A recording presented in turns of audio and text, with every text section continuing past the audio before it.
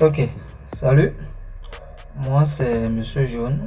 Aujourd'hui, je vais te parler d'un truc qui m'a tenu à cœur pendant les 6 derniers mois, mon e-book Freelance et libre. Si tu te poses cette question depuis des mois, genre, est-ce que je devais me lancer en freelance, mais que tu ne sais pas trop par où commencer, tu es au bon endroit. Dans les 15 prochaines minutes, je vais te résumer l'essentiel. Pas de blabla, que du concret. On va parler mindset, comment trouver tes premiers clients, fixer tes tarifs sans te sous-estimer et gérer la partie administration qui fait peur à tout le monde. Crois-moi, à la fin de cette vidéo, tu vas savoir exactement quoi faire. Allez, c'est parti. Donc voilà le programme. Partie 1, nous allons parler de mindset et transition parce que franchement, c'est là que la plupart des gens se bloquent tout seuls. On va voir comment arrêter de se mettre des bâtons dans les roues. Dans la deuxième partie, nous allons voir comment trouver des clients. Je vais te montrer les 5 canaux qui marchent vraiment et comment faire une proposition commerciale qui donne envie de dire oui. Dans la troisième partie, nous allons voir comment fixer les tarifs, comment calculer ton TJM, c'est ton taux journalier moyen, et surtout comment arrêter de te brader. Et dans la dernière partie, nous allons parler administration, quel statut choisir, comment gérer ta trésorerie, tout ce qui est chiant mais obligatoire. Tout ça en une quinzaine de minutes. On commence direct par la base, le mental. Alors, première partie, mindset et transition. Écoute, je vais te dire un truc, 90% des gens qui échouent en freelance, c'est pas parce qu'ils sont nuls, c'est parce qu'ils se sont bloqués dans leur tête avant même de commencer. Voyons ensemble quelles sont ces barrières mentales que vous devez franchir. Bon, il y a 3 croyances qui reviennent tout le temps. Et je parie que tu en as au moins une qui traîne dans un coin de ta tête. Croyance numéro 1. J'ai pas assez d'expérience. Franchement, c'est du bullshit. Tu cherches pas à devenir le meilleur freelance du monde entier. Tu cherches juste à aider des gens qui ont un problème que tu peux résoudre. Si tu as bossé 2-3 ans dans ton domaine, il y a des dizaines de clients pour qui t'en sais déjà largement assez. C'est pas une question d'être le meilleur, c'est une question d'être utile. Croyance numéro 2. C'est trop risqué. Attends, on va comparer 2 secondes. En tant que salarié, tu dépends d'un seul client, ton boss. Si ta boîte fait faillite ou si tu te fais virer, pouf, tu n'as plus rien du jour au lendemain. En freelance, tu perds un client, ok, c'est chiant, mais tu n'as pas perdu 100% de tes revenus. Tu en as d'autres. Le salariat, c'est pas aussi sûr qu'on veut te faire croire. Dans la croyance numéro 3, nous avons ceux qui disent « je sais pas me vendre ». Écoute, vendre, c'est pas devenir un vendeur de voitures d'occasion qui essaie de refiler une épave. Vendre, c'est juste comprendre le problème de quelqu'un et lui proposer une solution. Point. C'est une conversation honnête, pas un pitch de téléprospecteur bourrin. Si tu peux expliquer ce que tu fais à ta grand-mère, tu sais vendre. Bon, maintenant qu'on a viré ces conneries de ton cerveau, on passe à la stratégie concrète. Alors voilà comment tu fais pour te lancer sans te mettre en danger. Je l'appelle transition douce. Phase 1. Tu commences ton activité freelance pendant que tu es encore salarié. Genre le soir, le week-end. Pas besoin de bosser 40 heures par semaine. Juste 5 heures bien utilisées. Ça suffit pour démarrer. Tu testes, tu apprends, tu te fais tes premières armes. Dans la phase 2, tu trouves tes premiers clients. Tu livres tes premiers projets. Tu valides ton truc qui fonctionne.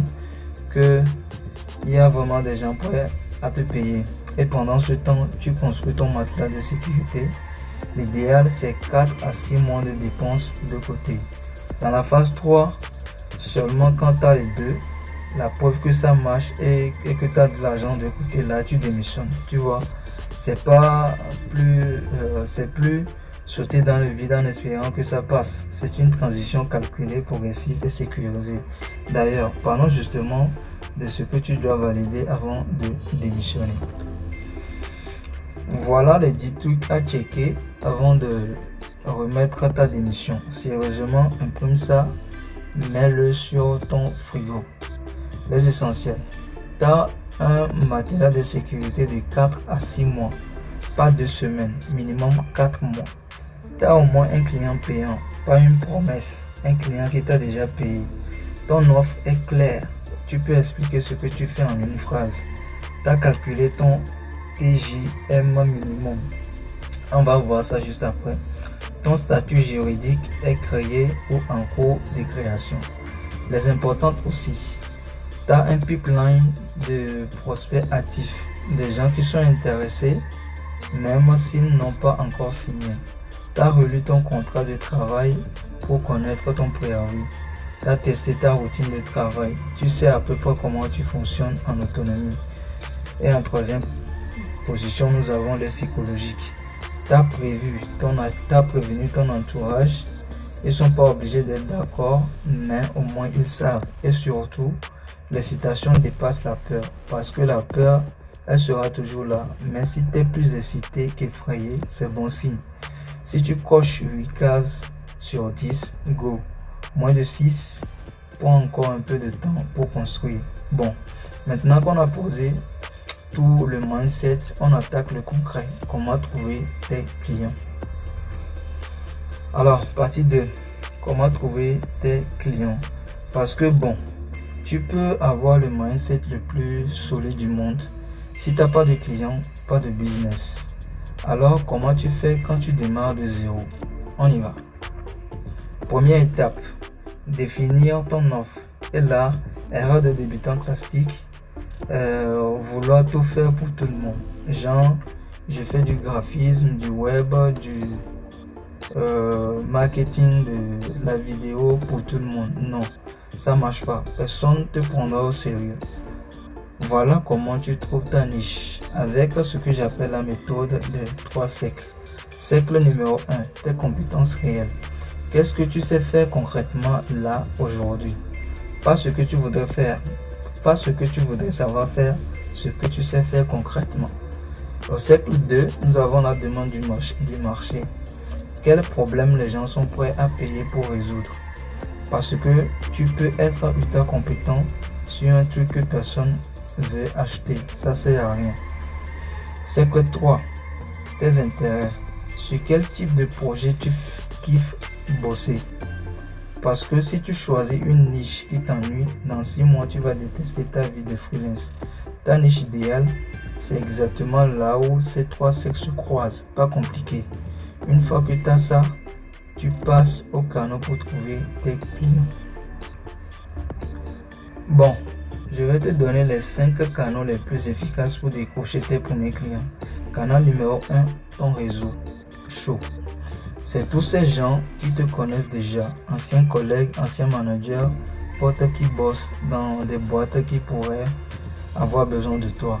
C'est le canal le plus sous-utilisé et pourtant le plus efficace pour démarrer. Pourquoi? Parce que la confiance est déjà là. Tu n'as pas à prouver que tu es sérieux, ils le savent déjà.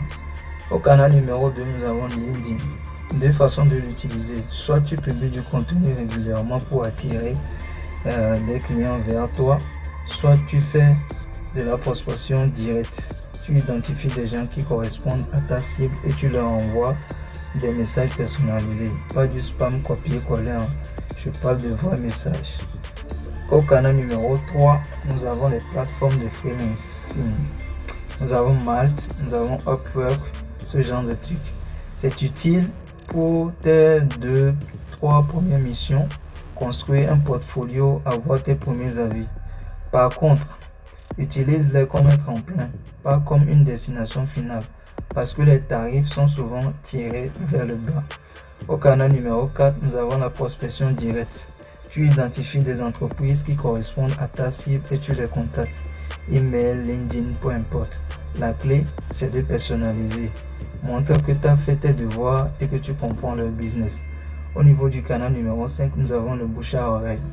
Alors ça ne se construit pas tout seul.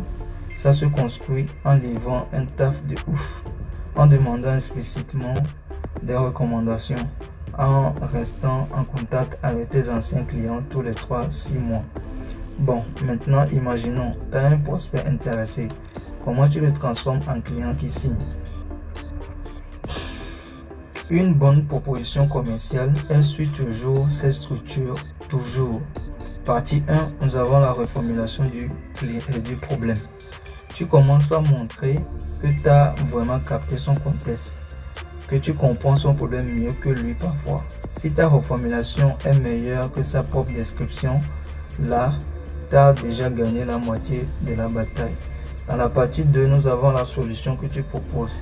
Qu'est-ce que tu vas vraiment faire exactement? Quels sont les livrables précis? Pas du flou, du concret. Au niveau de la partie 3, nous avons les modalités, le planning, le délai, les jalons, ce que tu as besoin de son côté pour avancer. Tu dois être clair. Au niveau de la partie 4, nous avons le prix. Une ligne claire, pas cachée dans un tableau Excel de 50 lignes. L'investissement total pour ce projet, X euros, point. Au niveau de la partie 5, nous avons les prochaines étapes. Tu dis exactement comment on avance ensemble. Ça supprime le flou, ça facilite la décision. Voilà, tu sais maintenant trouver des clients et les convaincre. Mais reste une question, à quel prix tu vends tes services? C'est la partie 3. Alors, partie 3, fixer tes tarifs.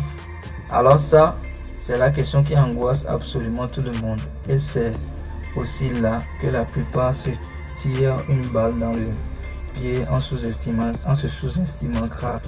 On va voir pourquoi et comment éviter ça. Pourquoi les freelances se sous-estiment?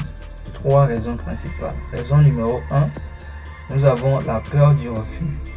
Tu baisses ton prix par anticipation d'un problème qui n'existe même pas encore. Tu te dis, si je mets 500 balles, ils vont dire non, donc je vais mettre 200. Sauf que un prix bas ne garantit rien du tout. Ça attire juste des clients relous qui veulent du gratuit. Raison numéro 2, nous avons la référence salariale. Tu compares ton tarif freelance à ton salaire de salarié en oubliant un truc. Le salarié a des avantages invisibles. La mutuelle, la retraite, les congés payés, les charges patronales, tout ça, c'est payé par l'employeur. En freelance, c'est toi qui paies tout. Donc, ton tarif freelance doit toujours être plus élevé que ton équivalent salaire. Toujours. Au niveau de la raison 3, nous avons le syndrome de l'imposteur. Tu fixes ton tarif selon la valeur que tu penses avoir, pas selon la valeur que tu crées pour ton client. Et devine quoi? Ces deux choses sont pas du tout les mêmes. Alors concrètement, comment tu calcules ton tarif minimum? Bon, je vais te donner la formule simple pour calculer ton taux journalier minimum moyen, ton taux journalier moyen minimum, ton TJM. TJM, ça veut dire taux journalier moyen. C'est combien tu factures par jour de travail. Voilà comment tu fais. Étape 1. Tu définis ton revenu net mensuel cible. Combien tu veux gagner par mois net dans ta poche. On va dire 3 000 euros pour l'exemple. Étape 2. Tu divises par 0,78. Pourquoi? Parce qu'en micro-entreprise, tu payes environ 22% de charges sur ton chiffre d'affaires. Donc, 3 000 divisé par 0,78, ça fait environ 3 850 euros de chiffre d'affaires mensuel nécessaire. Étape 3, tu divises par ton nombre de jours facturables par mois. Alors attention, c'est pas 20 jours. Parce que dans une année, tu as les week-ends, les congés, les jours fériés et surtout les jours où tu bosses, mais tu ne factures pas. La prospection, l'admin, la formation.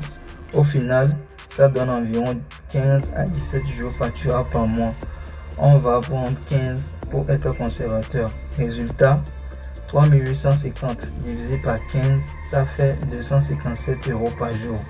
Ça, c'est ton TJM minimum. En dessous de ça, tu perds de l'argent. Ton TJM de départ doit être au-dessus de ce plancher, genre 300, 350 selon ton domaine. Bon, et comment tu évolues sur tes prix après? Alors, si tu vends un e-book ou un produit numérique, il y a différentes stratégies selon les plateformes. tu peux les mettre sur Amazon KDP. Tu fixes ton prix entre 2,99 et 9,99 € pour avoir 70% de royalties. C'est parfait pour générer du volume, avoir plein d'avis, construire ta crédibilité. À 9,99 €, tu gagnes environ 7 € par vente. Sur Gumroad ou Chariot, là, tu peux monter à 19,99 €. Pas de contrainte de fourchette, tu contrôles ton prix et bonus, tu gardes la liste email de tes acheteurs. À 19,99 €, tu gardes environ 17 € par vente. Sur ton propre site maintenant, tu peux aller jusqu'à 24,99 € ou plus. Aucune commission sauf les frais de paiement qui sont genre 3%. À 24,99 €, tu gardes quasi tout, environ 24 €. La stratégie intelligente. Tu commences accessible sur Amazon pour le volume et les avis.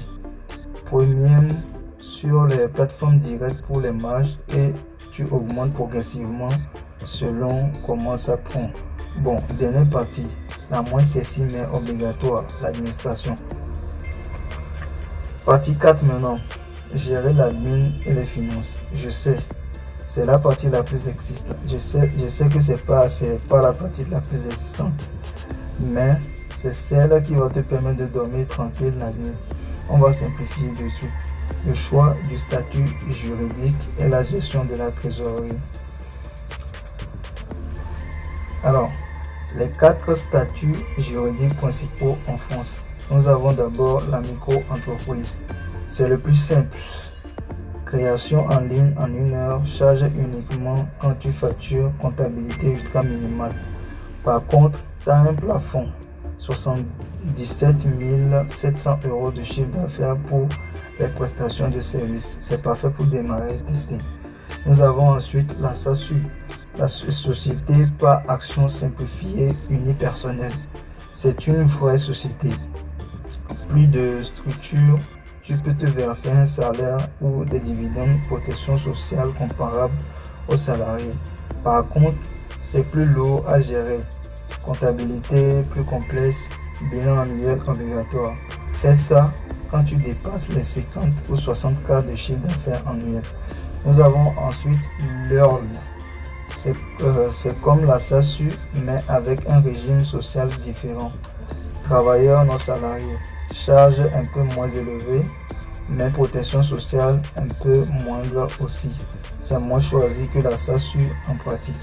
Et puis nous avons en dernière position le portage salarial. Là, tu n'es pas vraiment indépendant. Tu restes salarié d'une société de portage qui gère toute l'admin pour toi en échange d'une commission, genre 5 à 10% de ton chiffre d'affaires. C'est pratique pour tester le freelancing sans tout quitter. Mon conseil, commence en micro-entreprise. Point. Passe à la SASU seulement quand tu as la preuve que ça marche et que tes revenus justifient la complicité supplémentaire.